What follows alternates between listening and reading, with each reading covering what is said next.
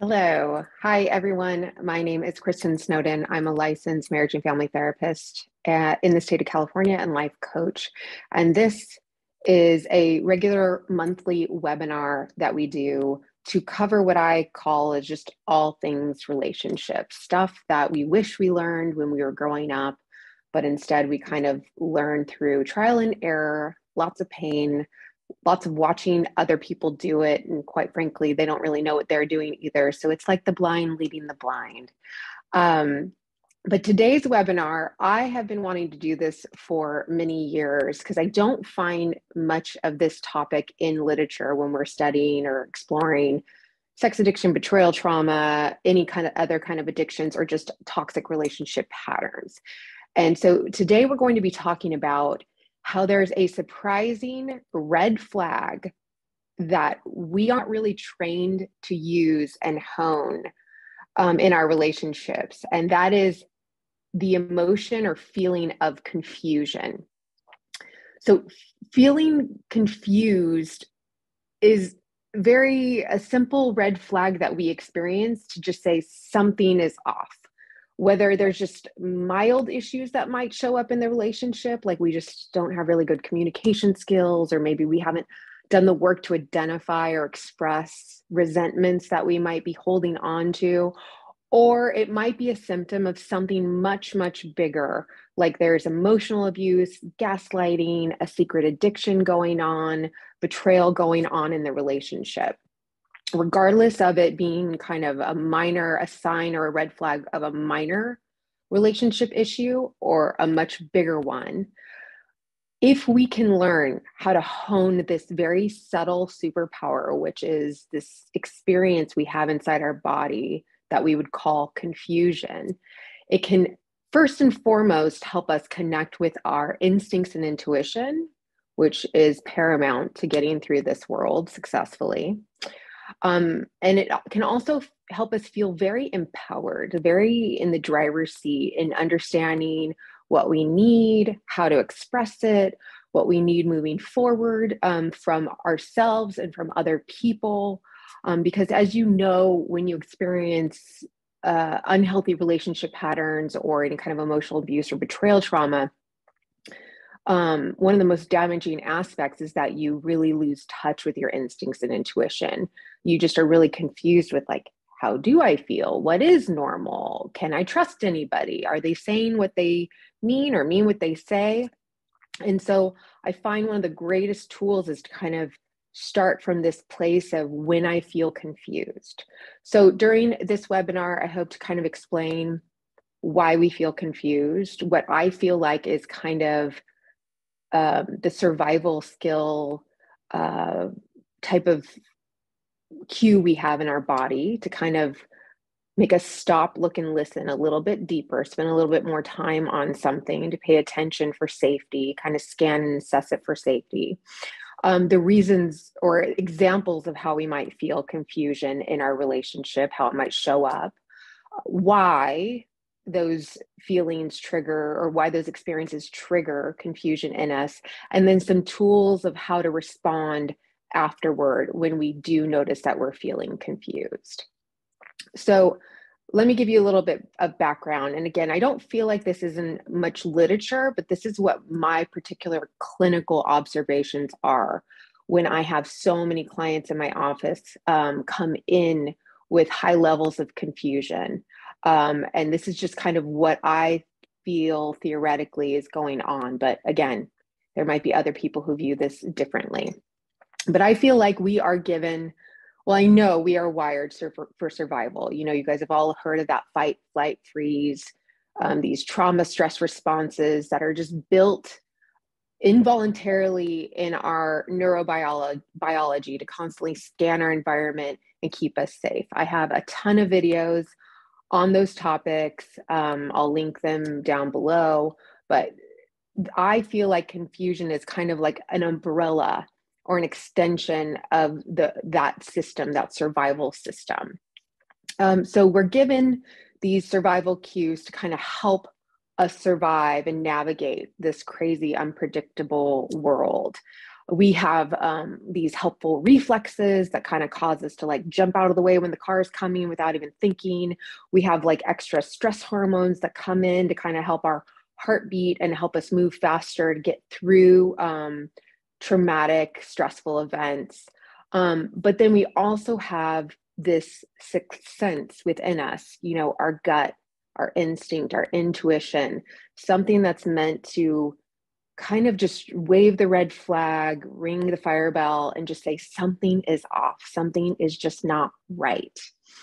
So understanding and identifying the multi-layers that might be underneath that confusion, right? That just something isn't making sense. I'm so confused. Can be one of the most effective lines of defense that you have when navigating your life and relationships. And it also might ultimately help you protect yourself and your loved ones from future trauma.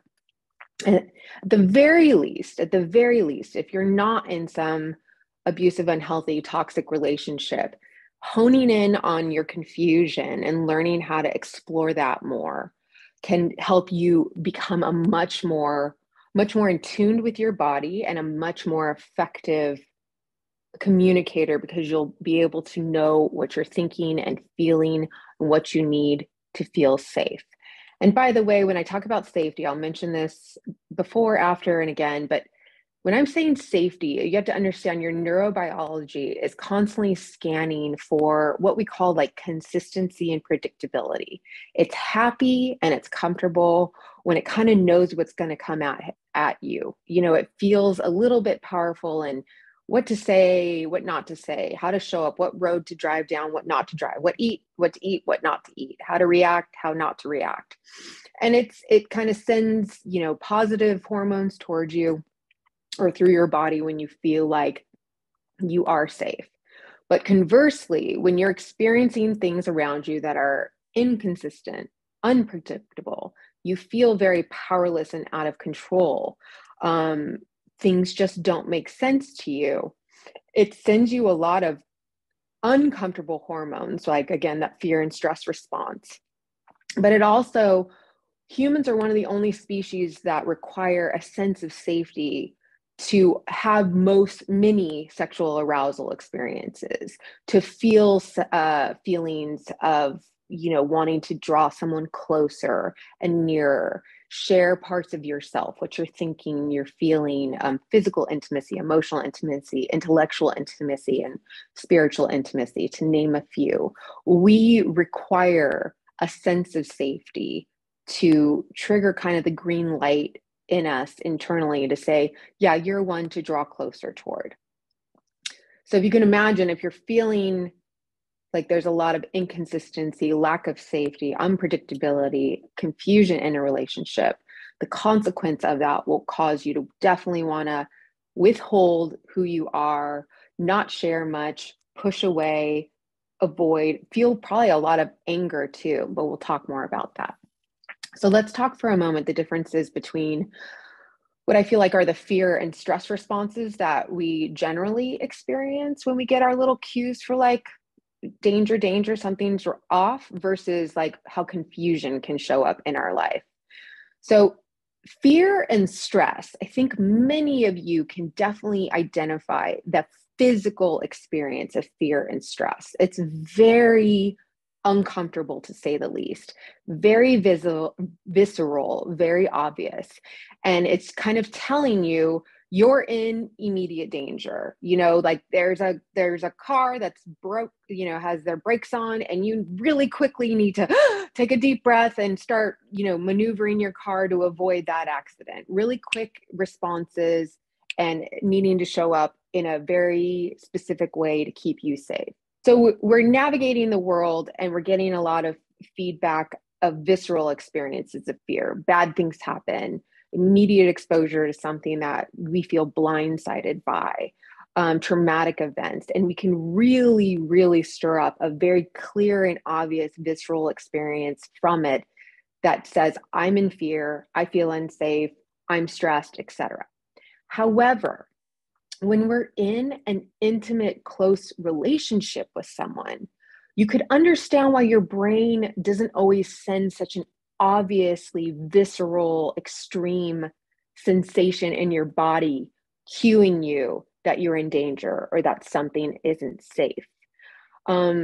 Because, you're familiar with them. You've made these promises and commitments. You kind of think, oh, we're on the same team. Hopefully you're giving me the benefit of the doubt. I'm giving you the benefit of the doubt. We, if we're intimate primary partners, we've been naked together. There's things that your brain kind of mitigates your fear and stress response. And so instead, I think the most common feeling you have when you get that I'm unsafe feeling will be a more subtle and nuanced experience, which I'm going to call is confusion. Kind of that hit the pause button. What's going on here? I don't even know what to do with my hands. Like, this is just not making sense. So feeling confused in a relationship can be a sign of an unhealthy relationship, because it often indicates that there are inconsistencies, there's mixed messages, there's conflicting expectations within the relationship. And all of these experiences, whether you're experiencing them very consciously and obviously or subconsciously, this can lead to feelings of uncertainty, insecurity, lack of trust in that person, in that relationship. And you need to pay attention, because sometimes the feelings of confusion can be a very obvious sign that there is some level of manipulation going on, gaslighting, and that can further your state of confusion. Because as you know, with gaslighting, someone is denying your reality. Someone's denying your ability to say, it is definitely light outside. I see the sun. This is what I know to be true. And then what they do is they kind of say, well, you're crazy. There's no way the sun's out right now. Are you sure? Maybe you need to go on medication. And then that would let you, be more reasonable in the way that you're viewing outside. So this can also just cause you to feel more confused on top of confusion. Confusion can also be a sign of just poor communication. And of course, having clear communication, because you and your partner are like two aliens from outer space. You see things differently, you view things differently, you express things differently, your neurobiology experiences everything differently. You have to have clear and obvious communication in order to be seen and heard and understood. So when there's poor communication, it can obviously lead to misunderstandings, misinterpretations, and conflicting expectations. And so just a reminder, you need to feel safe, to want to be vulnerable and intimate and be seen. Also, another indicator of confusion is that you might not be feeling like you're getting the emotional support and validation that you need. And so I could feel confused because I could feel like it's just so simple. Like, why doesn't he respond this way? Why doesn't he want to make me feel safe? Or why does he or she not want to make me safe or repair this? Or why does he or she get mad when I'm sad instead of try to console me?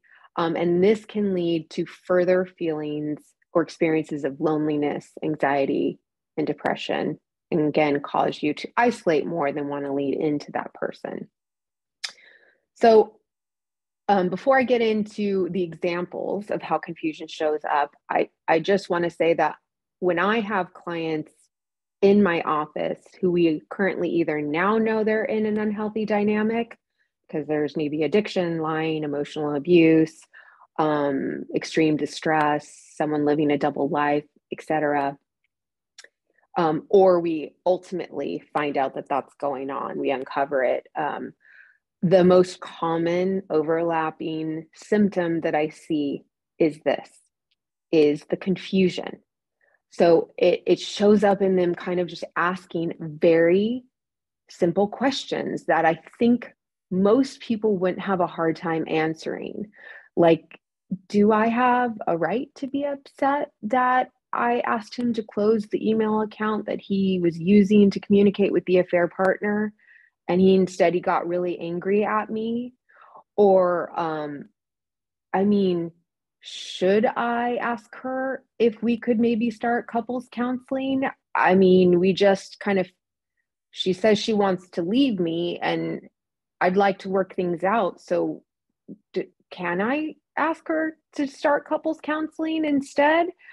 So it's to me, it's a sign when they're asking questions that I think a lot of people will be like, well, yeah, that makes complete sense.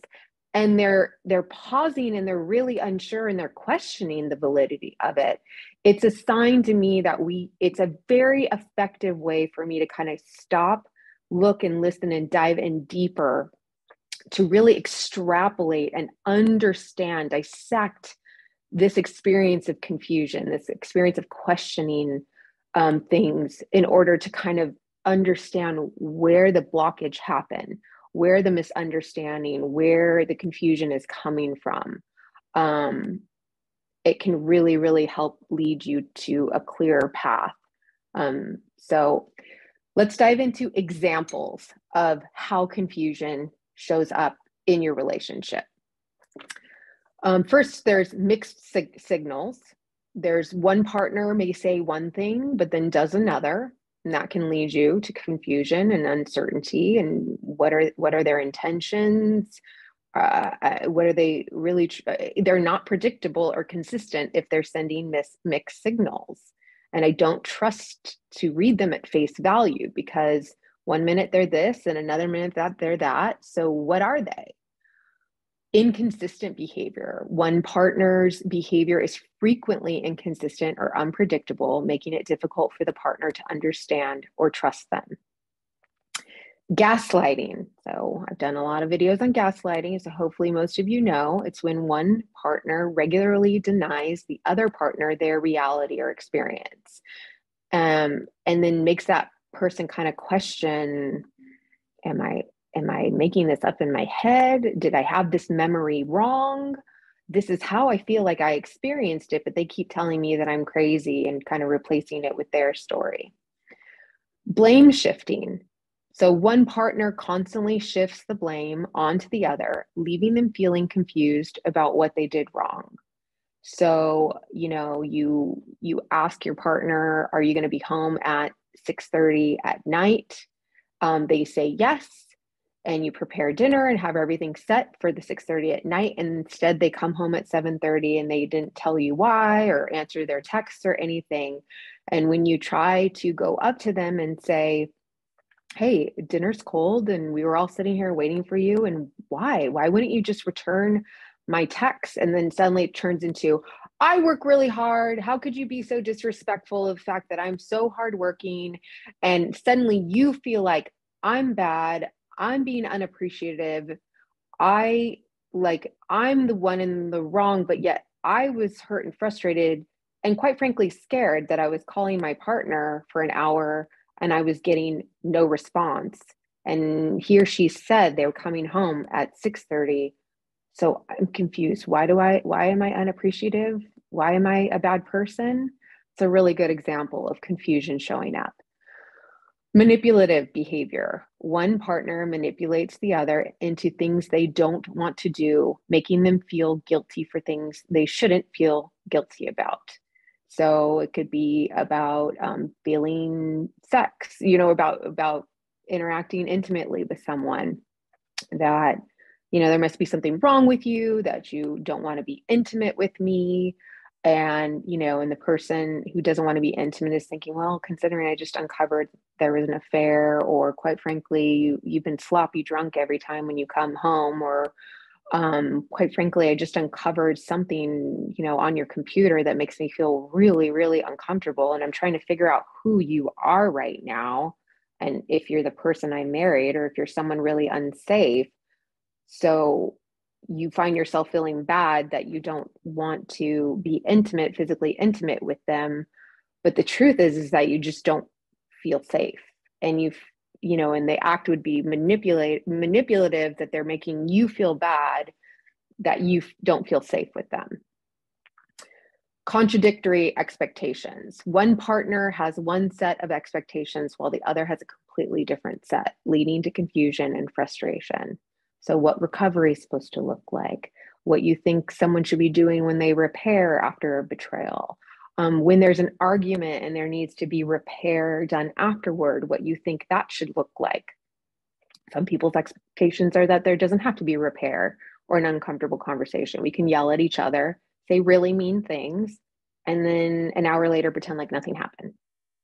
So, and then the last example is lack of clear boundaries. One partner does not respect the other boundaries, or vice versa, leading to confusion about what is acceptable behavior. So here's some examples of things that I've heard in my client sessions that might be helpful for you to decipher when you're showing up with confusion. Sentences like, I don't understand why he or she is so mad about this or reacting like this. I don't understand what I did. I don't understand what I did to make this person react this way. Questions like, I just don't even get why my partner even loves me. Does he or she even love me? How do they even put up with me? I am crazy. I must be out of my mind, or who could love somebody like this? Why am I so mad? Why can't I get over this? What's wrong with me? Why don't I trust him or her? Why do I feel the need to check up on him or her, check him or her computer or phone or bank accounts? Why doesn't he or she want to repair our relationship after what he or she did? Why? I would apologize or say whatever it takes. How do I help you feel safe? Why aren't they reacting this way? Why don't I want to be physically intimate with him or her? Or conversely, why doesn't he or she want to be physically intimate with me? What is going on here? One day we're okay. One day I feel like we're headed to divorce. It shouldn't feel this unstable, this uncertain, this difficult. And then also sometimes you might find yourself asking, well, how do I play this? I really want to do or say X, Y, and Z, but that's not going to go well. So how do I kind of need to strategically say something, behave, don't behave, withhold a feeling in my body to hopefully get this particular outcome? And one of the big things I personally see as a therapist is that people who are confused in their relationship will constantly be surveying other people, about around them, asking them, am I right for feeling this way? How should I move forward? What do I do here? Are my feelings justified, etc.? Because again, they just don't even know. So some final things, these are some tools that you need to notice the confusion and then start exploring what is the deeper meaning going on here? How do I navigate out of this? The confusion, if you can kind of think of, is like you kind of sitting in the mucky swamp. Something's not right. You're not comfortable. You want to get to the other end and you need to spend a little bit more time. It's not just as simple as walking down the street to get to the end of the street. You have to kind of maneuver some rocks and stickiness, and it's uncomfortable, and you need to pay a little bit more attention about how you need to move forward. So I feel like your brain it's like the ultimate request to hit the pause button and spend a little bit more time assessing the situation. So confusion in its most basic way is just saying something doesn't make sense. You're not really sure, things aren't matching up. There seems to be more questions than there are answers. And it's saying your body is screaming out that this person, this environment, the situation is not consistent, predictable, safe, and you should not be vulnerable, authentic, and intimate.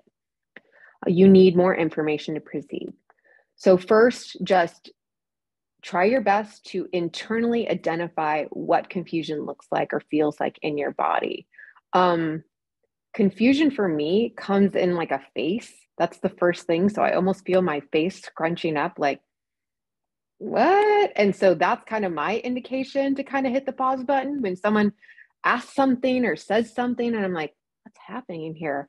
I make a face expression. It shows up first in my face. So I kind of pay attention to that. I will also experience perseverating thoughts. So just find myself going over like, what was said? What did I miss here? Like, is there some piece that I didn't notice or I misunderstood? Also, big indicator will also be like feeling, speaking of the blame shifting, like this shame. I feel yucky. I feel like I'm bad and I'm wrong. Why? What happened here?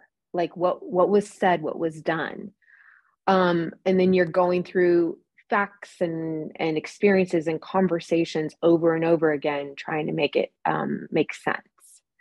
So just remember that this, I feel like confusion is kind of tied into your fear and stress response, because it's a survival instinct telling you to pay attention.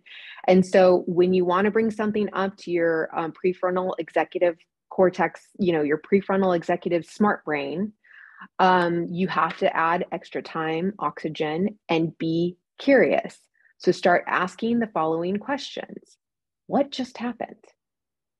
What did I see? What's the story that's going on in my head about what happened and what I see and what I'm experiencing? How is my partner reacting to all of this? Why do I think that he or she is reacting this way?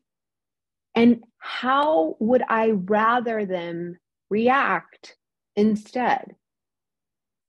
And if I wasn't afraid, or if I didn't even think that this was possible because it wasn't in the realm of possibilities for me, if I ignored all of that, what would I really want my partner to be doing? What would I be asking for in this situation and getting? What would I need from my partner from this situation? What outcome would I need to feel safe and settled and validated and like everything's okay again? That I'm connected to myself, to reality, to my partner. What would I actually need from a scenario like that?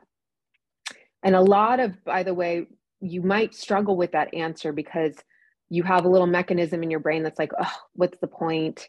You don't deserve that. They're never going to give it to you anyway. But I want you to spend some time asking that of yourself.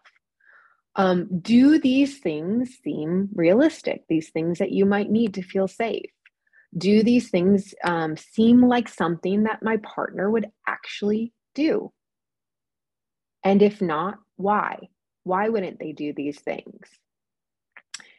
I'm always a proponent of having your community around you to help you clarify and understand what's going on. So again, I'm okay. A lot of clients come into me confused, but I'm glad they're coming into me confused and asking these questions. That's my cue to really help them sit down and go through those lists of questions. So ask these questions in a group setting with other betrayed partners, with people who are struggling in similar environments, similar ways.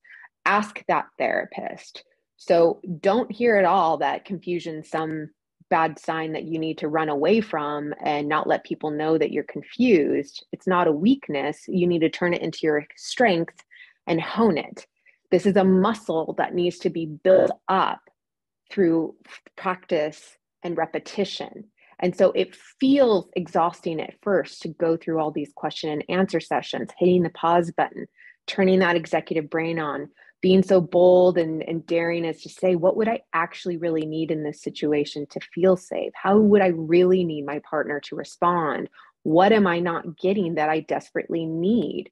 And is it even realistic for my partner? Do they have the emotional intelligence or tolerance for uncomfortable conversations that would allow me to ever, get through to the other side with them as my partner?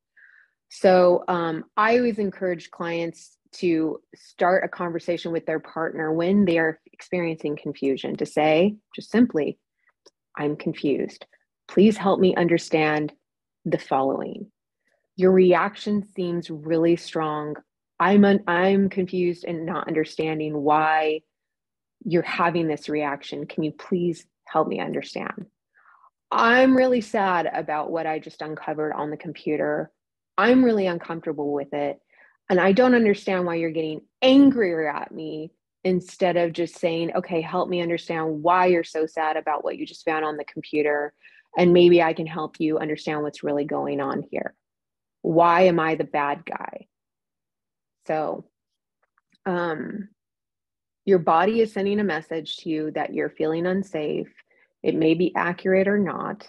Who knows? You'll only know it by continuing down this kind of executive functioning, being curious, questioning system. And hopefully, with a little bit of practice, you'll be able to move from confusion to clarity. And that's it. Great topic. And you're right. I haven't seen information on this. So really appreciate that. I was thinking when you first started about the red flags and how quick we are to dismiss them. Like we put the blinders on, you know, and I know our brains are always looking to make order out of everything, but how we will squelch, you know, these really, you know, not so subtle messages. So I love that you're talking about ask these questions, pause. I think pause is a really huge thing. I was thinking that most of this is probably geared to betrayed partners, but I think that mixed message, you know, can be also, I think addicts, the betrayers have a really hard time identifying this. So there's massive amounts of confusion. When you were talking about the mixed signals, Dr. Rob uses all the time, the come here, go away, come here, go away. And that is so key, you know, in this relationship. And so as soon as you start leaning into something, then you're feeling like, no, I'm getting pushed away. What is that? How confusing is that, you know, that mixed message? So I really love all the practical information. We've got a bunch of questions, so we're going to start with these. And if we have time, we'll go back to some of the others. So the first question is, I'm confused about my partner's sexuality and how it plays into our relationship. I thought he was heterosexual. However, one of the things I've discovered is that he had been on Grindr messaging with cross-dressing men and trans women. He says it is just a curiosity and he has never followed through physically, but I have confusion around this and a feeling possible evidence that he was not being honest. Why does this hurt me more than him being with women? And what does that confusion mean? That's a complex question. It is. And unfortunately, because I don't know the details of a lot of these questions about why you're feeling confused, what the real components are, you know, do I think he's being honest or is he dishonest? And quite frankly, it might be what we call confabulation. It's a lie told truthfully because he might want to be convincing himself that he, you know, is more heterosexual than he actually is, that he might feel inside him. So a lot of my answers to these questions are going to be that you should never, ever discount or invalidate the confusion and hurt that you're experiencing, that you should never stop asking for what you need to feel safe. And if something still doesn't feel right in you, then you have every right to keep asking questions. Someone who is like a CSAT or trained in helping someone explore their sexuality would probably help him ask himself a lot of these questions. And, you know, he can be honest about it or not. You don't have control of that.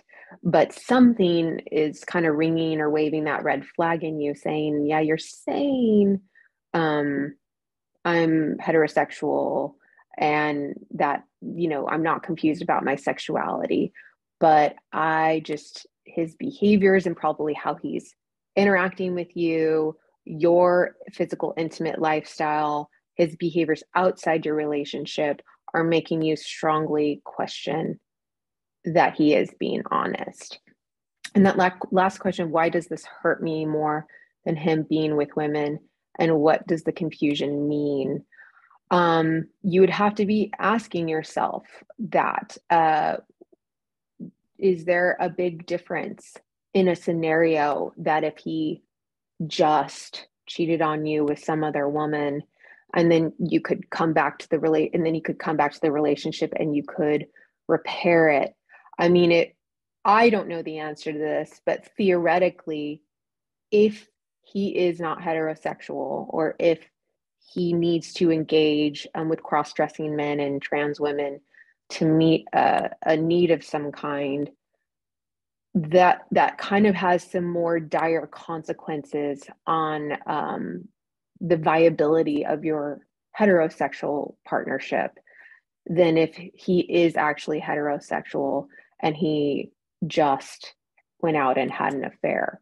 So I'd explore that, right? The outcome possibilities look very different if he was having affairs in a heterosexual way versus if he's possibly not heterosexual, and what that would mean for your relationship. So there's a lot of complications and multi-levels to these questions that you're asking. I wish I could give you some really concrete answers. But the big thing I want you to walk away from is nothing that you're saying is invalid.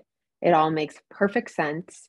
These are questions you need to be asking. Whether or not you're going to get honest answers from him, that sounds questionable, but it sounds also reasonable that he needs to continue work around getting these answers for himself. And then also you kind of starting to almost answer these questions in his absentia, which is like, if he cannot have physical intimacy, if this continues, if I continue to have more confusion rather than answers and safety and stability, what am I going to need to do? What kind of boundaries do I have to set up? Should I not, if I can't shake this vibe that he's withholding things from me, he's not 100% sure about what's going on. I also, you haven't indicated the timeline of how long it's been from the time that you uncovered these behaviors and what kind of recovery program he's done. But I think it sounds very reasonable. Like I said, talk to Tammy. She's got a ton of resources.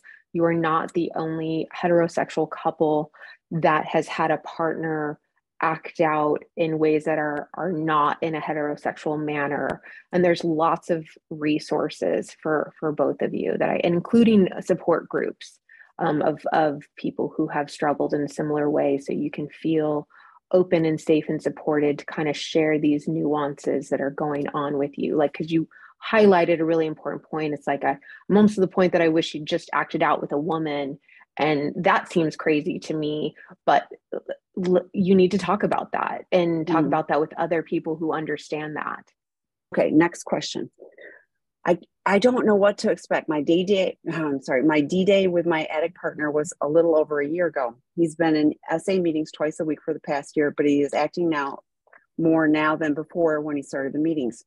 He is still gaslighting, blame shifting, mood swings, tantrums, etc., with acting out on a weekly basis. I understand giving him time and space for him to get himself together, but shouldn't he be showing consistent improvements by now? Oh, I got a lot to think on this one. Go ahead. Right. But I'm going to pull out 20,000 feet above, because I want to invite every person except for the person writing this sentence to think for a minute what your feelings are, how you would want to respond to this question. So again, I just want to take a minute to say that I think confusion in our society can sometimes feel like weakness, like there's something wrong with us, that we don't know the answer. But I want to emphasize to you that it's not weakness. It's just, again, it's a survival cue kind of ringing its bell at us in just a more subtle way, telling us something's wrong and something very serious needs to change to help you feel safe. I know extremely highly educated people who are high functioning, running multi-million-dollar businesses in the medical field, et cetera, who are all, by all definitions, smart and successful, but they get stuck in this web of confusion. So what I just want to say about that is that you need to just be paying attention to what you're seeing, what the facts are, and exploring what exactly are you still confused about. What is it because if you had an idea of what you really needed to feel safe, that answer is really scary. So it kind of puts you on this loop of like, why won't he just, versus like, oh gosh, maybe the answer is X, Y, and Z. And that seems even scarier. And then giving him time and space for him to get himself together. Are you confused about what that might look like? how much time and space is required for someone to get together. What seems to you like a reasonable time, and what does space look like to have him become more consistent and improved by now? So I'll pass this over to Tammy to say what she wants to add. I really love what you just shared and taking the pause. So for you, I would invite, what healthy boundaries do you need for you? Because this is, I mean, he's acting out every week. He's not in any kind of sobriety. He's not even in abstinence. So, but I'll take it out of this. If he had cancer and was dabbling in cancer treatment, I bet you would feel differently, but he is, so he's like going like, well, maybe I'll do a chemo here and there. My doctor recommends doing a lot more, but I know better. And that's what it feels like to me, that he's, dabbling in this, and, but he's going, but look, I'm going to 2 meetings a week. He's going to 2 meetings a week, and I bet he's not working the steps. My suspicion, doesn't matter. But he doesn't have a high enough level of help. Addiction is a 24/7, and he's probably been doing it for decades, not just years. So going to 2 meetings a week and expecting things to be different is not enough. So we have lots of resources. Again, I would invite you to email me, tami@seekingintegrity.com. I have lots of resources. We have a Sex Addiction 101 work group that is starting March 4th, I think. Don't hold me to that. But those are psychoeducation. Lots of therapists recommend those. I can help you find a qualified professional. There's lots of resources. So we are out of time. It was delightful to see you again. This is a great topic. I so appreciate you tackling this one.